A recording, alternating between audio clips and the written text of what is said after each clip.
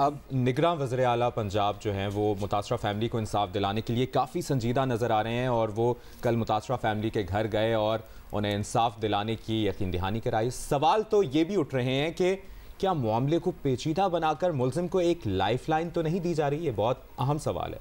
बहरहाल मामला जो भी है, पुलिस को शफाफ तहकीकात करके सब लाना चाहिए सामने और जहां पुलिस को अपनी तफ्तीश में ये यकीनी बनाना होगा कि ट्रैफिक हादसे में जाँ बहक होने वालों का खून रायगा ना जाने दें।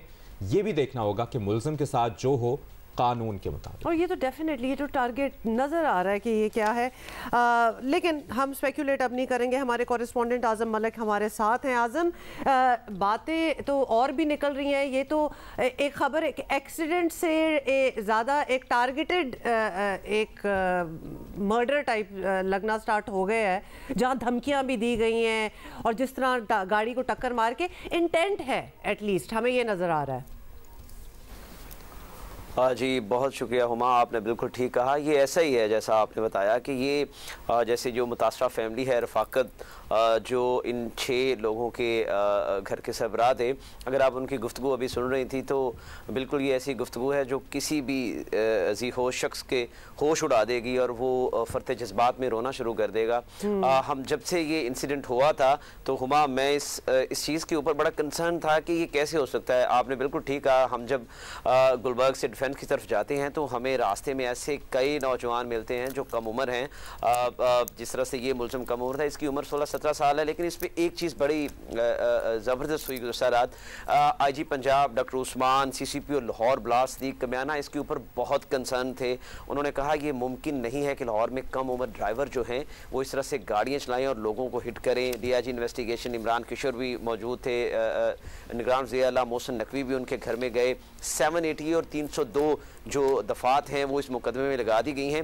लेकिन हुमा, सबसे अहम चीज़ ये है कि आप ये देखें कि ये 16-17 साल का जो मुलज़म था, जब इसने गाड़ी को चेज़ किया, और मैं आपको इंतहाई ज़िम्मेदार ज़राए के हवाले से ये बात कर रहा हूँ कि पंजाब पुलिस ने 2 ऐसी एविडेंस हासिल की हैं जिसमें ये उस गाड़ी को चेज़ कर रहा है। CC वीडियो पंजाब पुलिस ने हासिल करनी है जिसमें मुलज़म जो हसनैन जो गाड़ी चला रहा था उसकी गाड़ी को चेज़ कर रहा था और उस गाड़ी में वो फिंगर के साथ इशारे कर रहा था और वो उन लड़कियों को हरासा कर रहा था। एक और बात हुआ बड़ी अहम है कि इस गाड़ी के अंदर मुलज़म के साथ 4 लोग, तकरीबन 3 से 4 लोग और भी उसके दोस्त उसके साथ थे। जब उसने हसनैन और उसके साथ बैठी उसकी बहन और बीवी को जब तंग करना शुरू किया तो ये 3 से 4 लोग थे। और जब उसने एक चौक पर जाके रुका तो ये जो मुलज़िम था उसकी गाड़ी के आगे हुसनैन ने गाड़ी को रोका तो इसकी गाड़ी हल्की सी उसकी गाड़ी के साथ स्क्रैच भी हुई, टक्कर थोड़ी सी हुई। तब उसने ये धमकी दी कि अब मैं तुम्हें देखता हूँ कि तुम डिफेंस DHA की सड़कों पे गाड़ी कैसे चलाते हो। और मेरे ख्याल है को 5 से 7 मिनट बाद ये ऊपर से घूम के आया, उस मैकडॉनल्ड चौक में आकर इसने गाड़ी को 150 से 60 की स्पीड के साथ हिट किया। और जो 3-4 लोग इसके साथ थे वो इसे बचाने के लिए बाहर आए, वहाँ पर एक झगड़ा हुआ।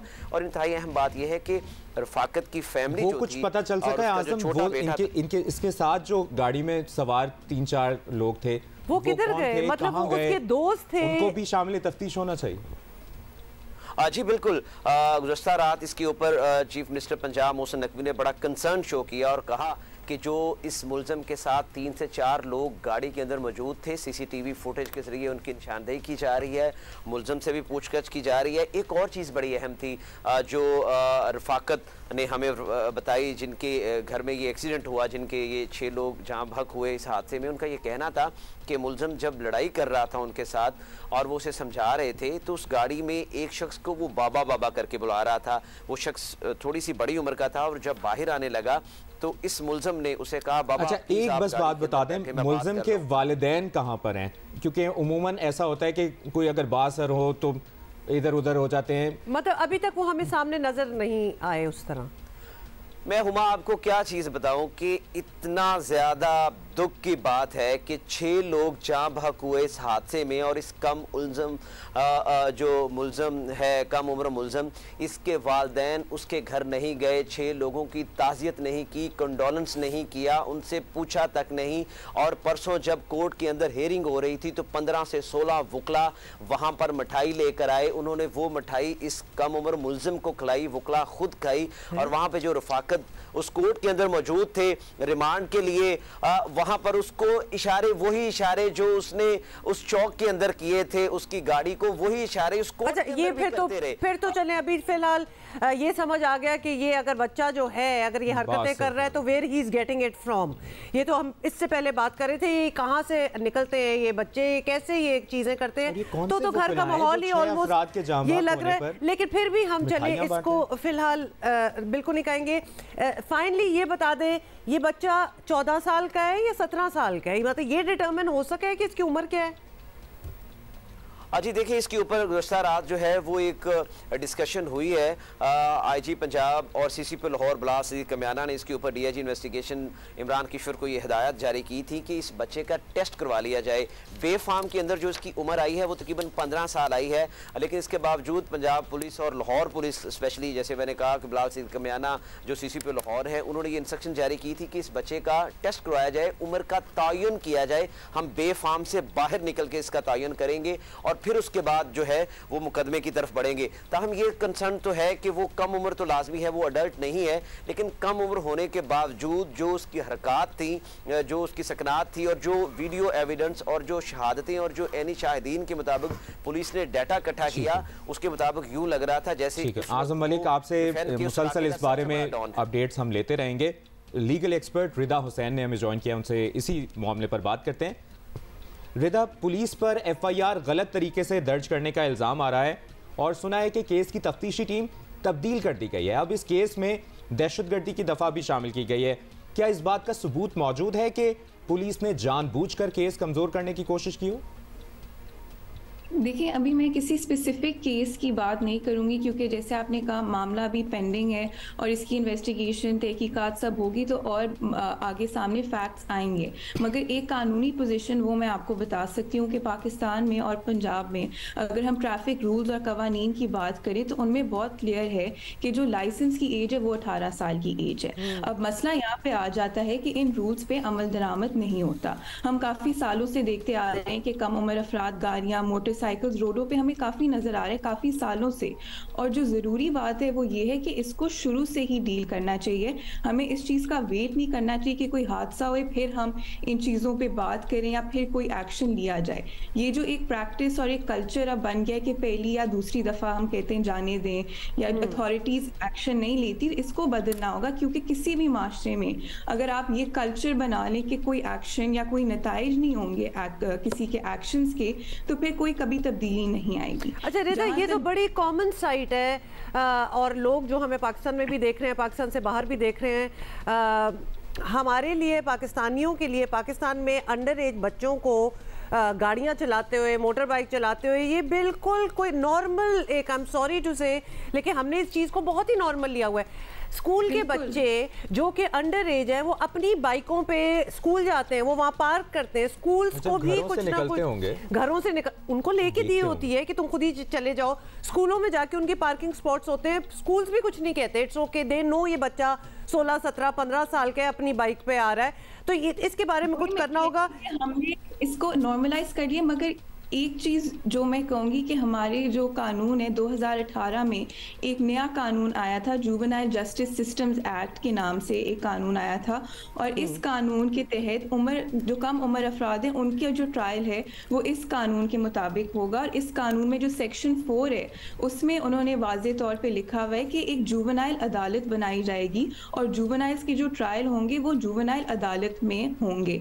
और अच्छा, जुवेनाइल अदालत में तो होंगे, लेकिन सजाएं क्या होंगी? क्योंकि ठीक है, हमने मान लिया अंडर एज है, लेकिन हमने ये भी माना है कि दहशत गर्दी के इल्जामात जो है एफआईआर में वो भी डला हुआ है और जो हुआ है रोडों पे वो दहशत फैलाने वाली बात ही है। सजाएं क्या हो सकती हैं एक अंडर एज का? अगर 6 लोग मर गए उसके हाथ, जो दफात लगी हैं उस बारे में भी हम जानना चाहिए। देखिए, ये अदालत में जब वो सब फैक्ट सामने आएंगे ये अदालत डिटर्मिन करेगी। मगर ये भी एक चीज़ समझना ज़रूरी है कि जस्टिस मंसूर अली शाह का एक फ़ैसला है जो उन्होंने 2022 में दिया कि जो जुवेनाइल जस्टिस सिस्टम है उसका एक मकसद एक और है। जैसे आम अदालतों में वो प्रोसीजर पूरा डिफरेंट होता है, कुछ एडिशनल तहफ़्फ़ुज़ात हैं जो जुवेनाइल्स को दिए जाते हैं उनकी एज की वजह से, क्योंकि उन्हें वापस सोसाइटी में इंटीग्रेट होना होता है। तो उनके लिए एक रिहेबिलिटेटिव सॉर्ट ऑफ सज़ाएँ होती हैं कि उन्होंने वापस जो है सोसाइटी में इंटीग्रेट होना होता है। तो इसको भी माइंड में रखना चाहिए कि जैसे कि जो सजाए मौत है वो आमतौर पे जुवेनाइल्स को नहीं दी जाती है, और इस पर पाबंदी भी है क्योंकि उनकी एज की वजह से। और ये 2018 के कानून में भी लिखा हुआ है कि ऐसी कुछ सजाएं हैं जो जुवेनाइल्स को नहीं दी जा सकती, क्योंकि इवेंचुअली उनकी उम्र की वजह से वो वापस सोसाइटी में इंटीग्रेट होंगे। और तो इसका तरीकाकार क्या होता है अगर उम्र से रिलेटेड कंफ्यूजन हो? ये लोग कह रहे हैं कि जी 17 साल का है, मुलजिम 8वीं जमात का बच्चा है, 14 साल की भी बात की जा रही है, हमारे रिपोर्टर कह रहे हैं 15 साल। तो ये तरीकाकार क्या होगा, कैसे पता चलेगा कि इसकी उम्र क्या है? फिर कुछ केसेस में मेडिकल बोर्ड्स इस्टेब्लिश हुई हैं जिन्होंने डिटरमिन किया है कि जो अक्यूज्ड है उसकी एज क्या है, और फिर वो मेडिकल बोर्ड की डिसीजन अदालत में वो पेश की जाती है कि इस बेसिस पे वो। जहाँ तक दहशतगर्दी की आपने बात की कि ये डाल दिए, ये हमारे मुल्क में ये काफ़ी दफ़ा होता है कि जब कत्ल आम के केसेस होते हैं, मर्डर के केसेस, उसमें जो रियासत है वो दहशतगर्दी के भी एक जुर्म डाल देती है। इसमें ये होता है कि उन्हें उसमें ज़मानत मिलना और मुश्किल हो जाता है, और ये भी होता है कि जो किसास और दियत के कानून हैं वो अप्लाई नहीं होते, क्योंकि अगर फैमिली माफ़ भी कर दे या कोई समझौता भी हो जाए तो उसके बावजूद रियासत को जो है वो केस परसू करना होता है अगर दहशतगर्दी का कोई इल्ज़ाम हो। अच्छा रिदा, ये जो मुलजिम है ये लाहौर के एक बहुत एलीट स्कूल में पढ़ता था, तो मेरा ख्याल है कि ये तो स्कूल से भी डिटर्मिन हो जाएगा कि उसकी एज लगभग क्या है, बिकॉज ऑब्वियसली कुछ अरसे से पढ़ रहा होगा वहाँ। एक क्लास में जाते हैं तो एक बच्चों का एक बाउंड्री सेट होती है कि इस क्लास में किस एज का बच्चा हो सकता है। So we leave that aside a little bit. बताएं स्टेट का क्या किरदार होता है ऐसी सिचुएशन में, क्योंकि छोटा मोटा कोई ऑफेंस नहीं हुआ यहाँ, तो मर्डर विद इंटेंट ही लग रहा है। और ऑफ कोर्स और भी बहुत सी चीज़ें निकल ही आएंगी जब इसको मज़ीद इन्वेस्टिगेट किया जाएगा। So what is the role of the state? हमने बहुत हाई प्रोफाइल अंडर एज या बिल्कुल ही इस एज ग्रुप में कत्ल देखे भी हैं जिनके कोई इतने अच्छे नतीजे एंड में निकले नहीं, कुछ सालों बाद रिहा कर दिया जाता है उनको भी।